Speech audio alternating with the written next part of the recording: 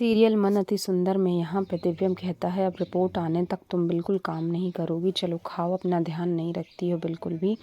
तो राधिका खाने लगती है सैंडविच और उसकी उंगली में काट देती है जानबूझ के। वह कहता है कि चलो अब मेरी बात मानो और जैसा मैं कहता हूँ वैसा करो।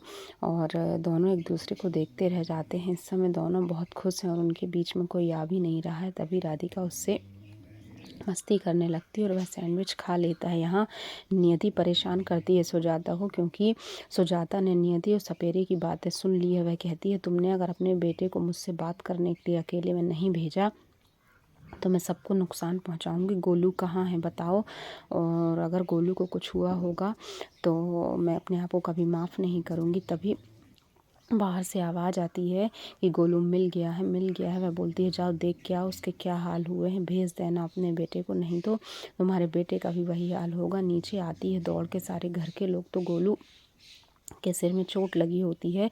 बताते हैं कि गोलू बेहोश मिला था साइड पर और पूछता है दिव्यम आप वहाँ गए कैसे, तो कहता है क्या मालूम मैं कैसे पहुँच गया, वहाँ पर तो साइड थी ही नहीं, मेरे पैर में कुछ लपट गया था। सुजाता कहती है सच कह रही हैं भाभी आप। नियति बोलती है देखा इसका हाल, अपने बेटे का हाल, ऐसा ना करना हो तो उसे भेज देना। दूसरे दिन दिवाली होती है, सारे घर में रौनक है। दिवाली की पूजा करने सारे घर के लोग इकट्ठे होते हैं, आरती करती हैं दादी और नियति भी पीछे से आ जाती है, पैर पड़ते हैं भगवान के। और दादी और सुजाता कहती है कि हम भी तो बहुएं हैं, हम भी तो गहने छू सकते हैं। कली कहती है नहीं, नई बहुएं छुएंगी, और नई बहुएं पूजा करती हैं, शंख बजाती हैं दादी। नियति कहती है अब मुझे यहाँ से जाना ही होगा, मैं आकर देखती हूँ। और वह फिर से अपने असली रूप नागिन के रूप में आकर और वहाँ से चली जाती है।